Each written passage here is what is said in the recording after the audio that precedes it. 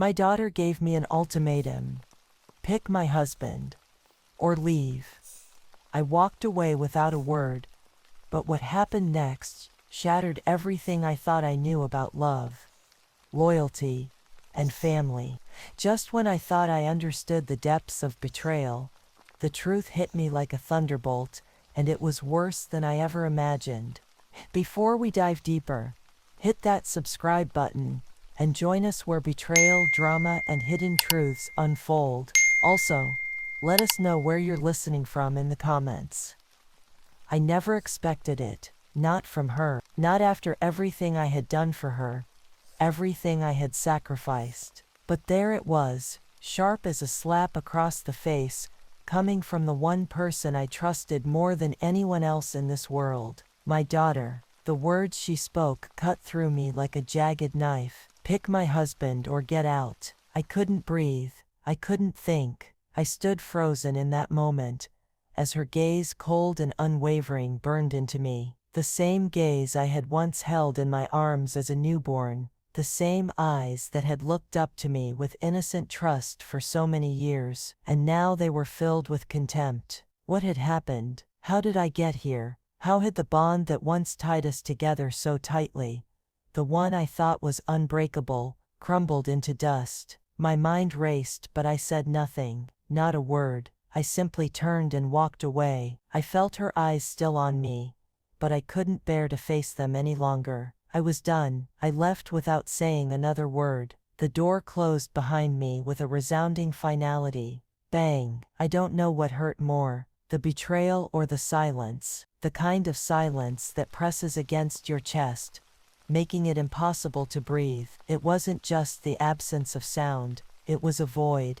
a chasm between us that felt impossible to bridge. Was this how it was meant to end? I don't know how long I stood there in the hallway of my own home, staring at the door I had just closed, my own flesh and blood, asking me to choose between her and my husband. How had we reached this point? How had everything fallen apart so fast? I had been there for her, through every scraped knee, every heartbreak, every bad grade, every good grade, every moment. I had sacrificed my own dreams, my own peace, just to see her happy. I had lived for her, all of this time, only to be asked to leave, to choose, and not even given a choice, just an ultimatum. Pick him or me. The sting of it wrapped around my chest like barbed wire. I was suffocating. The guilt weighed on me, thick as fog. But in that moment, there was also this burning ache, this slow fire of anger that I couldn't ignore. Anger at her for what she had done,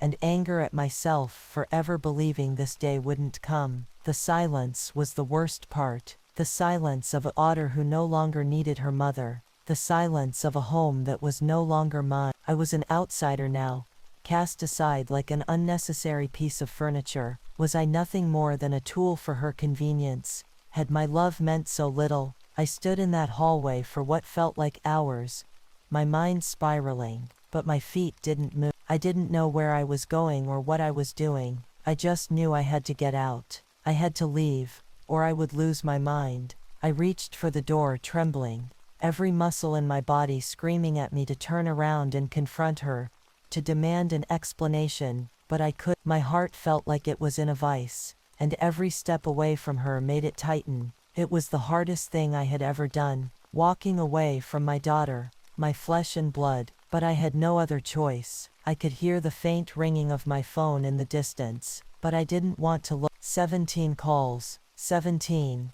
one after the other, each one from her. It rang again and again. I couldn't pick up, not yet. I couldn't bear it. I couldn't face her, not after what she had done, not after what she had asked of me. I turned away one final time, stepping into the darkened night. The cold air hit me like a slap, but I didn't flinch. I couldn't. I walked down the steps of our house, the place I had poured my soul into for years, but it didn't feel like home anymore. It was just a building, a shell of what it once was. 17 calls, one after another. The buzzing of my phone became louder, more frantic, but I didn't pick up. The feeling of her abandonment was raw, and I couldn't answer. I couldn't speak to her, I couldn't make her believe that I would come back, that I would let her hurt me again. I had made my choice, and though the ringing continued, though my heart twisted every time I saw the caller ID, I never answered, not once. I would leave her to think on her words. I remember when she was born, it feels like it was just yesterday, though the years have passed so quickly. The first time I held her in my arms, I thought my heart might explode. I was a mother now, and in that moment, I would have given anything for her. She was so small, fragile, and I swore I would protect her from everything the world could throw at her. I had no idea back then that I would have to protect her from me. I was in my 20s when I had her. I had dreams, ambitions, things I wanted to do for myself, but those dreams became irrelevant the moment I saw her tiny face. I put everything on hold for her. I didn't mind. I loved her more than anything. I loved being her mother, but somewhere along the way, I lost a piece of myself. I had no idea how much I had sacrificed, until that moment, standing in her doorway, hearing those words come from her mouth. In the early years, I would rush home from work, desperate to be with her, to give her all the attention she needed. I knew how important it was to be there. I had seen my own mother struggle with balancing her job and her family. I promised myself I wouldn't make the same mistake. I would be different. I would do it all. I spent nights staying up with her, when she had fevers, when she was scared of the dark, when she had bad dreams. I was there for every moment. The first day of school, the first time she got her heart broken, the day she graduated. Each milestone felt like my own. Every success, every failure, I lived it too. But what did I get in return? My mind wandered back to the years when I was with her father, when things were better, when the house was filled with laughter, when we were a family, and the future seemed so bright. But it didn't stay that way for long. Life has a way of wearing people down, pulling them in different directions, and somewhere in the midst of it all, the connection between me and my husband began to fray. We tried to make it work, we really did, but when you are carrying the weight of everything on your shoulders, the pressure is bound to crack you. My husband, always so distant, always so caught up in his own world, never really saw me, not in the way I needed him to. He was there in the house, yes, but he wasn't present, not for me, not for her. And so I did everything. I became the glue that held our family together. I balanced work, my daughter, the household, and him. Every time I felt like I might break, I held it together. I was the one who dealt with the problems, the one who made the tough decisions. I was the one who sacrificed. I became accustomed to it. I stopped asking for anything. I stopped dreaming for myself. I let go of my own needs, and gave everything to them, to her, to him. I didn't need anything else. I thought I was doing the right thing, but somewhere along the way, the cracks deepened, and eventually, I began to realize I had been holding a fragile structure together with hands that were already too tired. I was exhausted. I don't think my daughter saw it. I don't think she understood how much I had given up, how much I had sacrificed, not just for her, but for the family. She was just a child then, unaware of the quiet, painful decisions I made every day. But I thought I could protect her. I thought that if I gave enough, loved enough, she would never have to suffer. But now I see the truth. I see it now. I thought I was protecting her from the world, but I was also protecting her from the person I had become. I didn't want her to see me as someone who had given up on her father, someone who had stopped fighting for the life we once had. So I kept everything together, even if it meant burying parts of myself, even if it meant drowning in silence. I told myself it was for her, for our family, for the life we had built. But then that day came, that moment, and in an instant, everything shattered. I couldn't bear the thought of her leaving me, of her turning her back on me. She was all I had left. So when she asked me to choose, when she told me I had to pick between her and my husband, I couldn't believe it. She didn't understand the weight of what she was asking. I had spent my life giving, and now at the very end, she was demanding that I give up the only thing left, him. It felt like a betrayal from both sides, from her, from him. My husband, who had been emotionally absent for years, now expected me to choose him. and my daughter, my only child, was asking me to walk away. I thought back to the day I first met my husband, how young we were, how full of hope, how we promised each other we would never let anything tear us apart. But somewhere along the way, he had changed, and so had I. I was no longer the woman I once was, and neither was he. Yet I still loved him. I thought I did, but maybe I was just holding on to the past. The idea of what we used to be, maybe that was the real reason I couldn't choose. Because the truth was, I didn't know who I was anymore, and I didn't know what to do. It all felt like a tangled mess I couldn't untangle, a knot that grew tighter with each passing day. And the worst part was that I didn't know how to fix it. I didn't know how to save myself, let alone my family. The life I had built was crumbling around me. I had given everything. I had loved with everything I had, but in the end it didn't matter. I had nothing left to give. I did not want to feel this way. I had tried, true, but the rage had settled in me like a dark storm cloud, and there was no escaping it. The truth was, I could not just forget what had happened. I could not move on. There were days when the pain of it all felt unbearable, when the silence in my house was deafening. My daughter, my flesh and blood, had thrown me away with just a few words. She had demanded a choice that should never have been hers to make, and she did it without hesitation. I should have known. I should have seen the signs, the distance between us, the subtle coldness in her tone. But I had been too focused on keeping everything together. I was the one who held us up, and now I was left with nothing. I couldn't shake the feeling that I had been a fool, that I had given my life, my time, my everything to a family that had slowly turned its back on me. But the truth was too painful to ignore. It wasn't just her betrayal, it was him too, my husband. The man who had sworn to love me, who had promised to stand by me. He was as guilty as she was. He had allowed me to carry the weight for too long. He had let me break under the pressure, all the while expecting me to keep giving, keep sacrificing. I remember the first time I saw my husband, back when we were young. He had been so full of promise, so full of life. We were I thought we would grow old together, that nothing could tear us apart, but I had been wrong. He had already started drifting away long before my daughter's request. I had just refused to see it. But now I saw everything clearly. The betrayal from both of them was the same. They had both abandoned me, and now I wanted something for myself. I wanted to make them feel what I had felt. The question lingered in my mind. Was it justified? Was I wrong for feeling this way, for wanting to hurt them the way they had hurt me? The guilt churned inside me, and it made me sick. But then, I thought about all the years I had given, all the sacrifices I had made,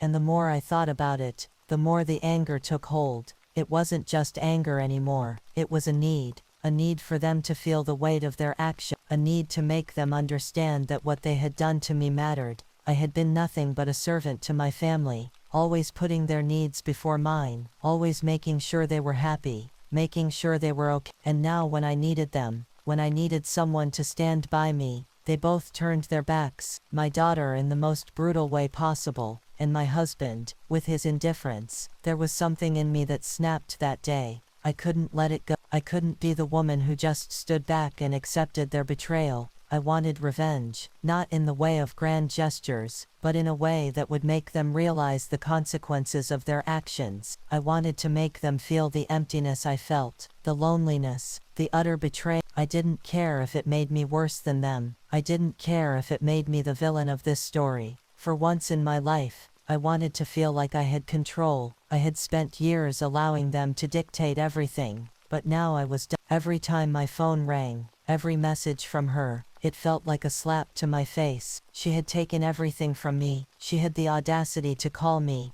to act like nothing had happened. It made my blood boil. I wanted to pick up that phone and scream at her, make her understand the pain she had caused, but I didn't. I couldn't. Not yet. Revenge was my only thought now. The path was clear, and it was the only thing that could make me feel something other than the emptiness they had left inside me. The days stretched on. Each one felt heavier than the last, dragging me further into my thoughts, my anger. I couldn't stop thinking about it, about her, about him, about what they had done to me. The truth gnawed at me, constant and unrelenting. I was trapped inside my own mind, suffocating under the weight of everything that had happened. I could hear the silence in my home, the absence of the life that used to fill it. I hadn't been back to the house since that night. I hadn't called her, she hadn't called me again, but I knew it wasn't over. I knew the moment would come. The moment when everything would collide, when I would have to face her, face him, face the truth. I didn't know if I was ready, but I knew it was inevitable.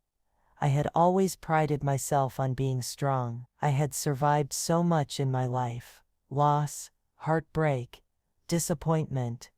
But this was different. This felt like the deepest cut, the one that would never heal, the betrayal I could never forget.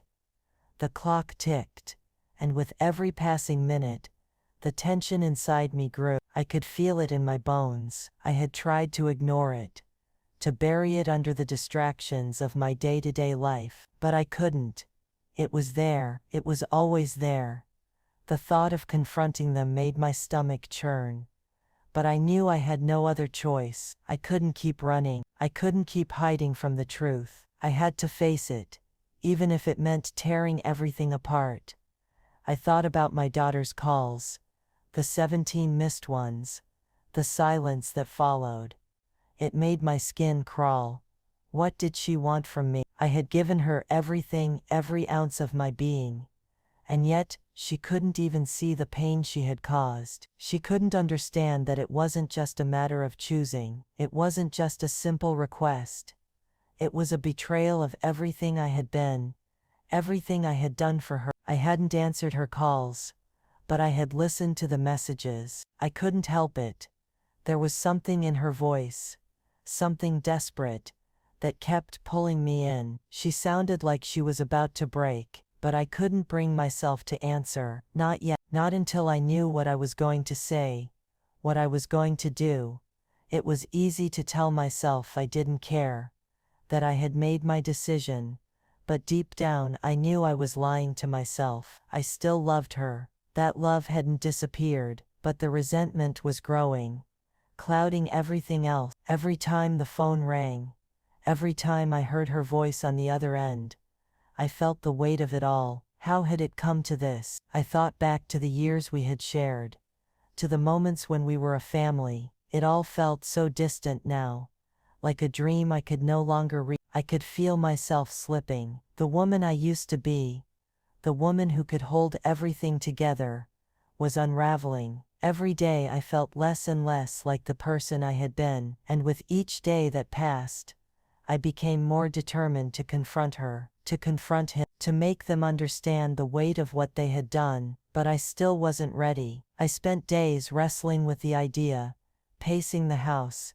staring at the phone, feeling the pull of her messages like a magnetic force. I was waiting for the moment when I would finally be able to answer, to speak my truth. But that moment never seemed to come. I couldn't find the right words, the right time. And then one afternoon, I received a message from him. It wasn't unexpected, but it was still a shock. It had been weeks since we had spoken. He had said nothing when I left. I had given him the space to think, to process. I knew he was hurt too, but there was no sympathy left in me. He had his chance, and now here he was, reaching out like nothing had happened. I felt my chest tighten as I read his message. "We need to talk." 3 words that seemed so simple, yet they carried so much weight. It wasn't just the words themselves, it was the implication. What did he want? What did he think was left to say? I stared at the phone, my finger hovering over the screen. 1,000 thoughts raced through my mind.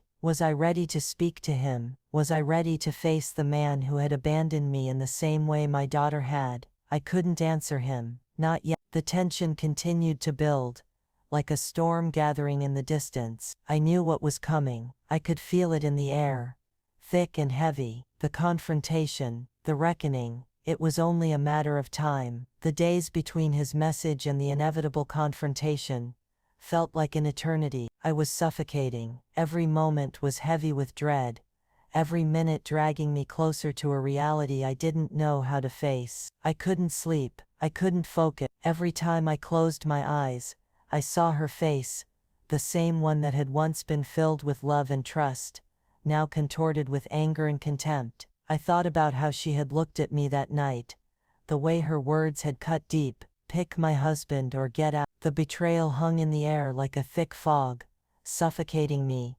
clouding everything I had once believed in. And then there was him. I didn't know what I wanted from him. Part of me was still angry, still filled with the desire to make him understand the pain he had caused. He had been the one to pull away, to let me shoulder everything on my own. He had never really seen me, not truly, and yet now he wanted to talk. What was left to say? I had given him everything, and yet it still wasn't enough. I hadn't responded to his message, not yet. I couldn't find the words. I couldn't decide whether I wanted closure, or if I just wanted to lash out, to finally make him understand how much he had broken me. I didn't know if I even cared anymore. But then I thought about her, my daughter, the one I had loved more than anything. I thought about the 17 missed calls, the messages, the desperation in her voice. The part of me that still loved her, that still wanted to protect her, was pulling me back. I had to answer, but what would I say? There was no turning back now. The path was clear,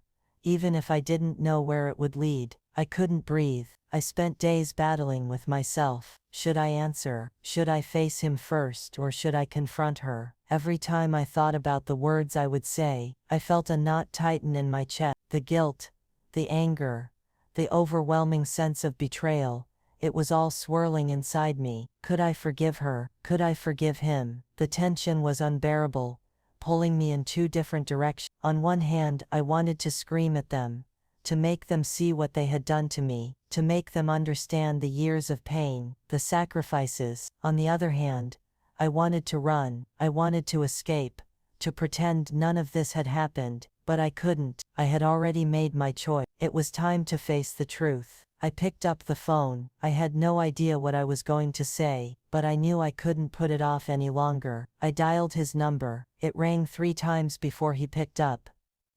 "Hello?" His voice was calm, too calm. I didn't know where to begin. I didn't know what to say. My mouth was dry, my hands shaking. I could feel my heart pounding in my chest.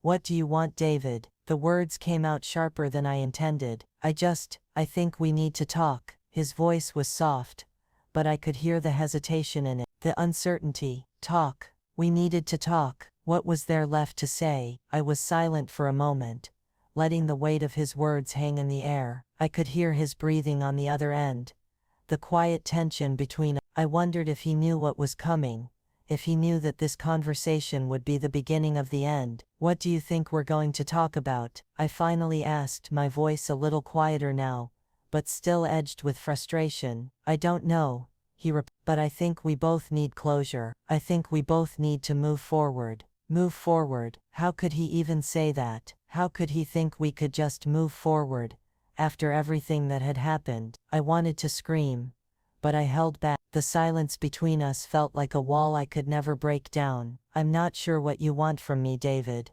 I said, my voice faltering slightly. "You've already made your choice. You've already walked away. I'm not sure there's anything left to say." "I know," he said softly, "but I'm sorry. I didn't know what I was doing. I didn't realize how much I was hurting you. I didn't know how to respond to that." The apology felt empty. How could I believe him after everything? How could I trust that his words meant anything? He had already let me go, and now he wanted to fix it. Now he wanted to say sorry. The anger inside me surged again, rising like a tide. "It's too late for sorry," I said, barely able to keep the bitterness out of my voice. "It's too late for all of." There was a long pause, and for a moment, I thought he might hang up. But then he spoke again, his voice quieter, more fragile than before. "I never wanted this," he said, his voice breaking. "I never wanted to lose you." Lose me? He had already lost me, hadn't he? He had let me slip away slowly, piece by piece, until there was nothing left to save. I wanted to say something. I wanted to tell him everything I had been feeling, everything I had kept buried for so long, but the words wouldn't come. Instead, I just sighed, the weight of it all pressing down on me. "I have to go," I said finally, my voice small. "I can't do this right now." "Okay," he said, his voice almost a whisper. But we'll talk soon. We'll figure this out. We'll figure this out. Was it even possible? I hung up before I could think any more about it. My hands were still shaking. My head felt heavy with confusion. The tension in my body didn't ease. It only grew. I had no idea what I was doing. I didn't know what would come next. But one thing was certain. I couldn't keep living in this state of limbo. Unable to move forward. Unable to move back. It was time for the confrontation. The confrontation was inevitable. I had been running from it, avoiding it, but I knew it was coming. No amount of silence or unanswered calls would change that. It was time to face the truth. The moment I walked back into that house, I could feel the tension in the air, thick and suffocating. It was like a pressure had built up over the past weeks, and now it was about to explode. My heart pounded in my chest as I stepped through the door, my eyes scanning the room for her, for him. They were both there, waiting, the weight of their actions hanging between us like a thick, suffocating fog. My daughter stood in the corner, her arms crossed, eyes narrow with defiance. She didn't even acknowledge me as I walked in. Her posture was stiff, defensive, like she was prepared for a fight. But I had no fight left in me, at least not the way she wanted. No, this time I wasn't going to scream. I wasn't going to beg. I wasn't going to give in to the anger that had simmered inside me for so long. Instead, I stood there, taking a long, steadying breath, my voice quiet but firm. We need to talk. Her gaze shifted toward me, but there was no warmth in her eyes, no sign of the girl I had raised. What's left to say? She shot back, her voice sharp, cutting through the silence like a blade. What's left to say? I echoed, the words tasting bitter in my mouth. You asked me to choose. You asked me to walk away, and I did. You wanted a decision. Well, here I am. I could see the anger flash across her face, the frustration she had been holding back for weeks. She took a step forward, her voice shaking with emotion. You don't understand, do you? You don't understand that I had to make a choice too. He's my husband. I need him. I can't lose him because of you. I didn't react to her words. I didn't let them sting like they once would have. Instead, I just nodded, letting the silence hang between us. This wasn't about her anymore. This wasn't about him either. This was about me, about my choice, about the person I had become in all of this. I understand more than you think, I said, my voice steady now, despite the storm raging inside me. I understand that you chose him, and I understand that in the process, you lost me. I gave you everything. I gave you my life, my love, my time, and now you've thrown it all away. Her eyes welled up with tears, but she didn't let them fall. Instead, she turned away, her anger now mixed with guilt and regret. I didn't mean for it to be like this, she whispered, barely audible. Then why did you do it? I asked. Why did you make me choose? I didn't know what else to do, she said, her voice breaking. You don't understand. Things were falling apart, and I needed someone to stand by me. He was the one who was there. He's the one who and you just left. Her words hit me like a blow to the chest. I left? How could she say that? How could she paint me as the one who abandoned her when all I had ever done was give her everything? I left because you pushed me away, I said, my voice quiet now, but heavy with the weight of all the years of sacrifice. You made a choice, and so did I, but don't make me the villain here. I didn't ask for this. I didn't ask to be pushed aside for someone else. She looked at me then, really looked at me, and for the first time in weeks, I saw a flicker of something in her eyes. Regret? Guilt? I couldn't tell, but I didn't need to. I had already made my decision. I had already accepted that things would never be the same between us. It was at that moment that my husband spoke. His voice. The tension in the room was unbearable. It was as if the walls themselves were closing in, suffocating me with the weight of what had been left unsaid for far too long. I could feel the heat heated in my chest, the anger, the pain, all boiling over in a way that I could no longer control. My daughter stood there, her arms crossed defensively, her eyes filled with a mixture of guilt, defiance, and something else, something I couldn't quite place. And then there was him, standing at the back of the room, as if waiting for me to make a move, I didn't know where to begin. I didn't know how to express everything that had been building inside me. The resentment, the hurt, the feeling of betrayal. But I knew one thing. I couldn't keep quiet any longer. I couldn't hold it in. I had been silent for too long. I took a deep breath, steadying myself before speaking. "You don't understand what this feels like," I said, my voice barely above a whisper. "You don't understand the pain of giving everything, of sacrificing everything for the people you love, only to be tossed aside like I was nothing." My daughter's eyes flickered, a flash of something, regret, maybe passing over her face. But she didn't speak. She didn't apologize. She just stood there, frozen. I turned my gaze to my husband. "And you," I said, my voice growing stronger. "You stood by and let it happen. You didn't care. You let me carry all the weight while you did nothing. You made me feel like I was invisible, like I didn't matter. And now you want to talk. You want closure. Where was the closure when I needed it? When I was drowning? When I was falling apart?" He shifted, uncomfortable under my gaze, but didn't respond. He couldn't. Not without admitting the truth. "You let her tear us apart," I continued, turning back to my daughter. "And now you stand there acting like you didn't do anything wrong. But you did. You both did." The silence that followed felt like a punch in the gut. I could feel the weight of my words hanging in the air, thick and suffocating. I wasn't sure what I expected. Maybe some form of apology, maybe an acknowledgement of the hurt they had caused. But nothing came. "I gave up everything for you," I said, my voice cracking slightly. "For you both. And you didn't even care." My daughter's expression shifted, something breaking in her eyes. She opened her mouth to say something, but the words wouldn't come. I could see the struggle in her, the guilt and shame written all over her face. But it didn't matter. The damage had already been done. "I spent my whole life trying to be everything you needed me to be," I continued, the words flowing out now faster than I could stop them. "But when it came down to it, you chose him. You chose him over me. And I don't know how to come back from that." The room was silent, heavy with the weight of everything that had been said.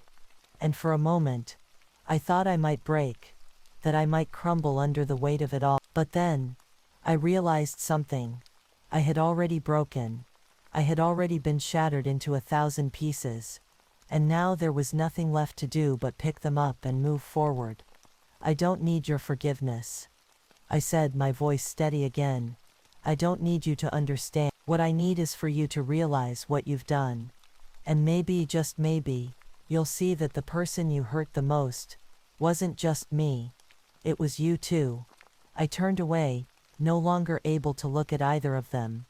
I couldn't keep doing that. I couldn't keep holding on to this broken version of our family. It wasn't enough anymore. It would never be enough. I walked toward the door, each step heavy with the weight of what I had just said.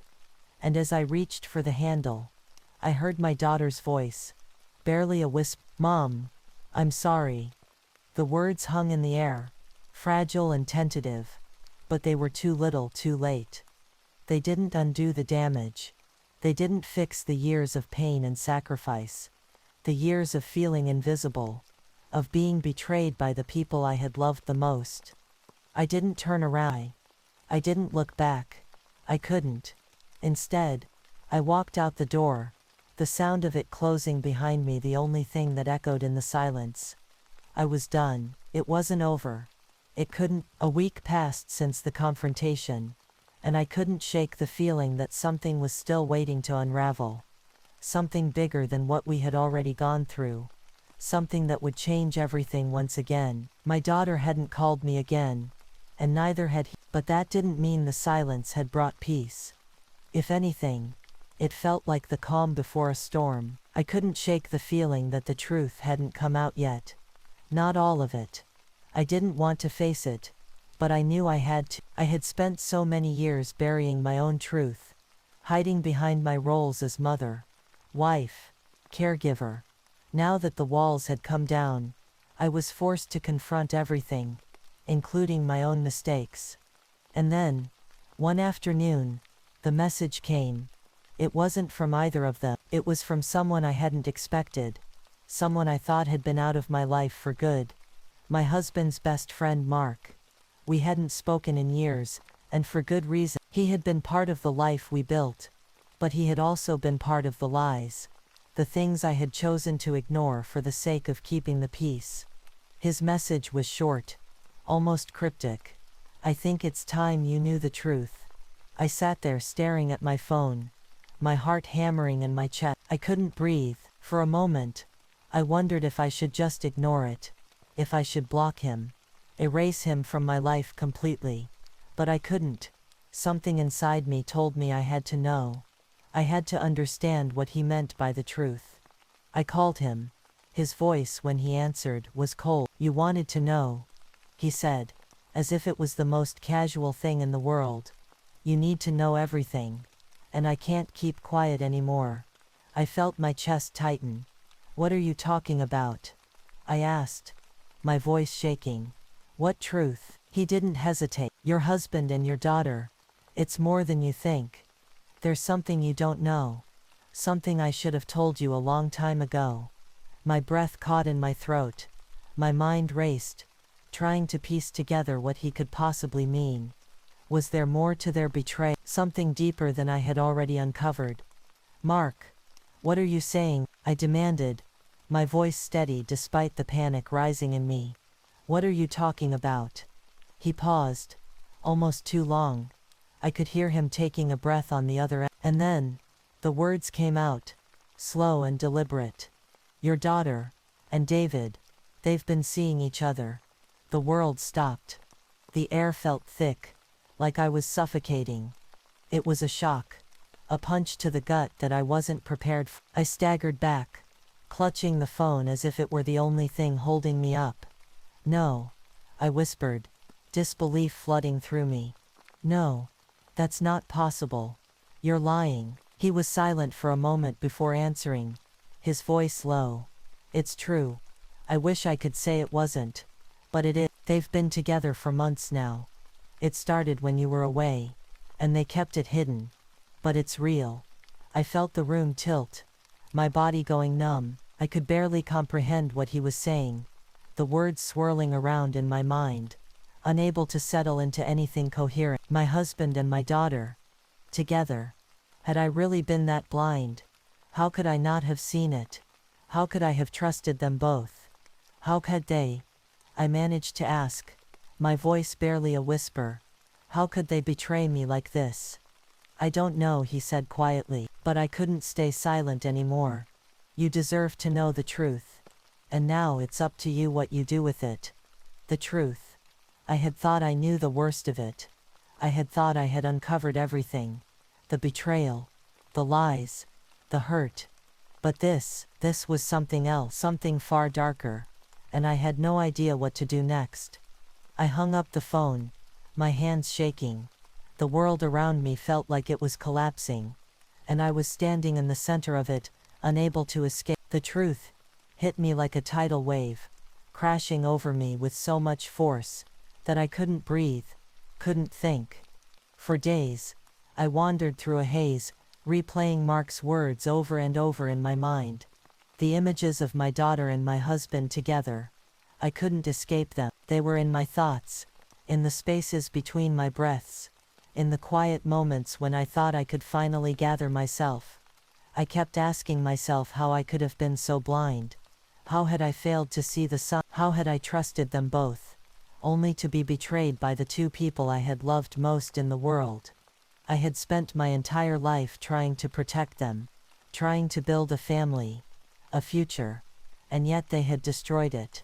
They had destroyed me. I didn't want to face them. I didn't want to confront this new truth. But I had to. I could feel the weight of the betrayal pressing down on me, suffocating me with its enormity.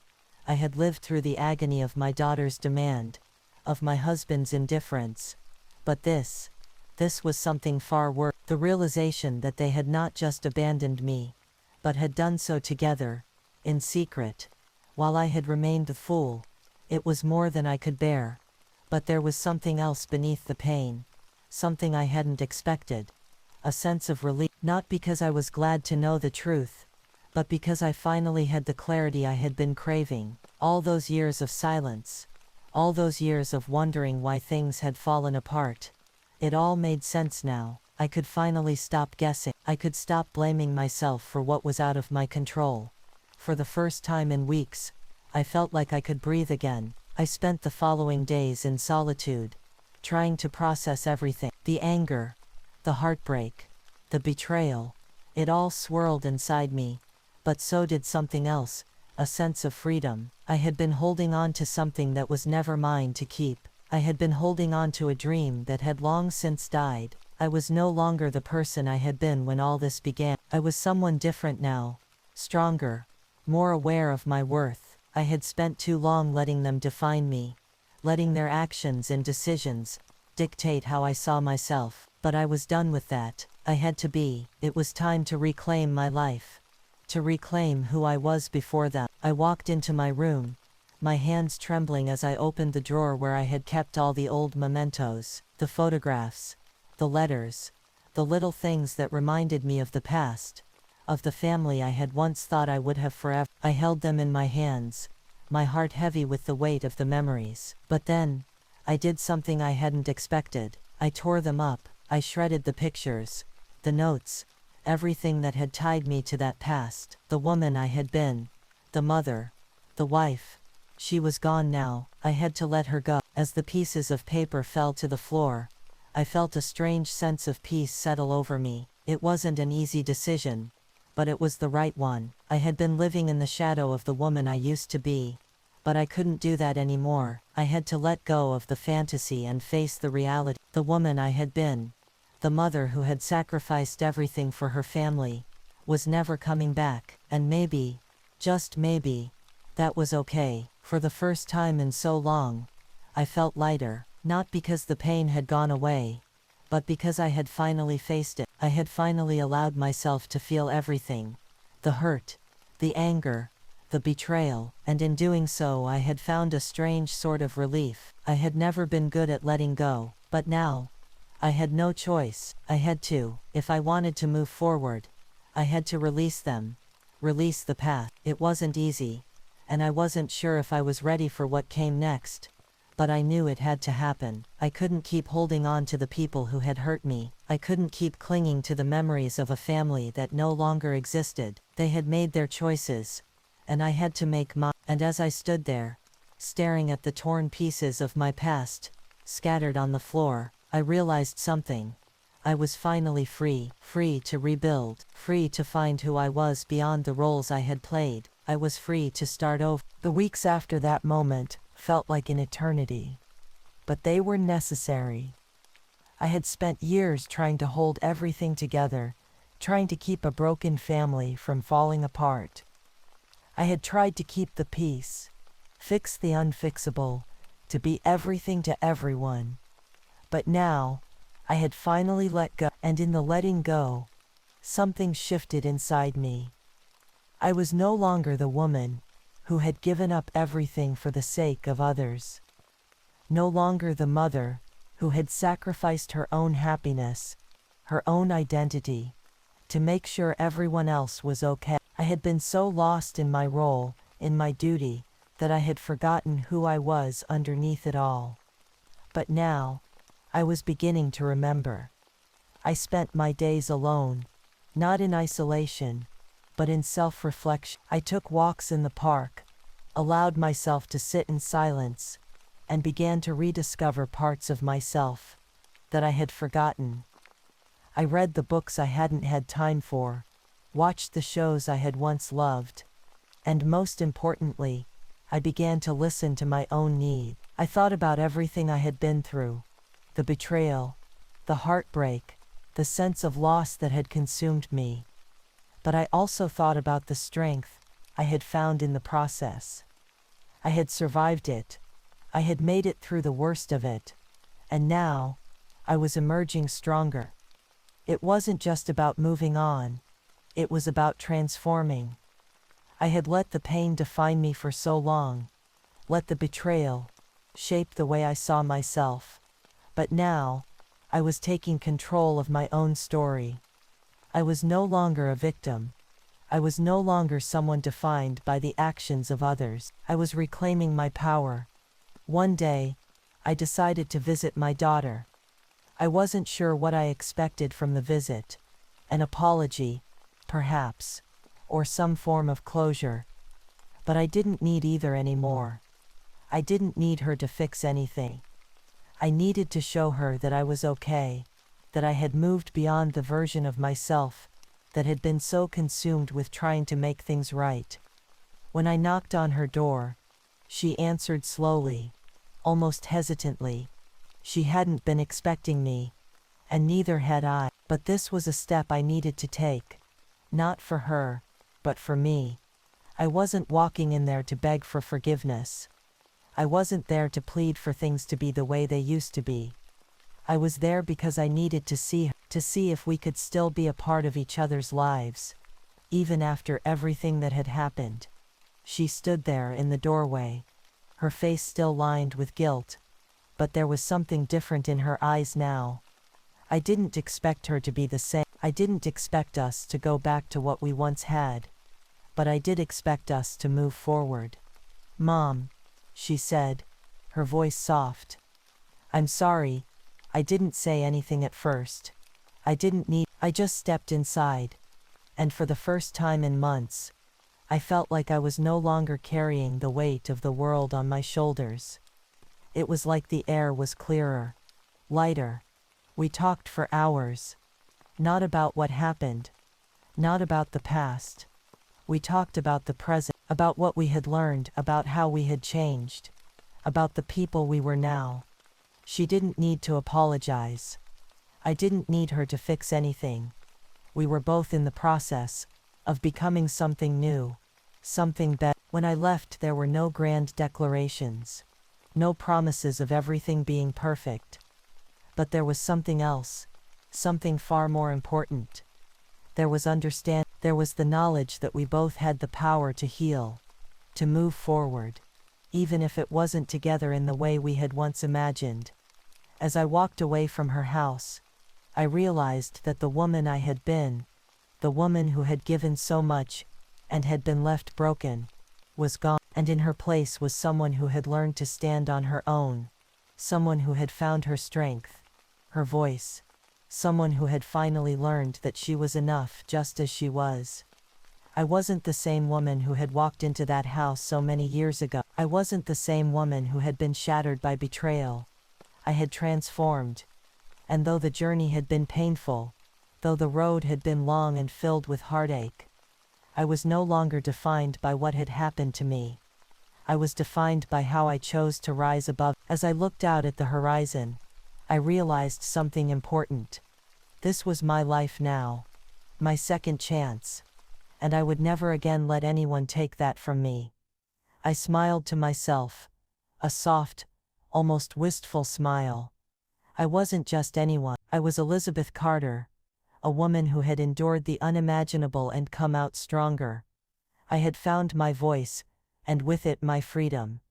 And with that I walked forward, ready to embrace whatever came next. As I walked away, I realized it wasn't just about losing them. It was about finding myself again. Sometimes the hardest choices lead to the most unexpected lessons. The betrayal, the heartbreak, it all became my turning point. I learned that I'm stronger than I ever gave myself credit for, and no matter the pain, I can rebuild. And maybe, just maybe, you can too.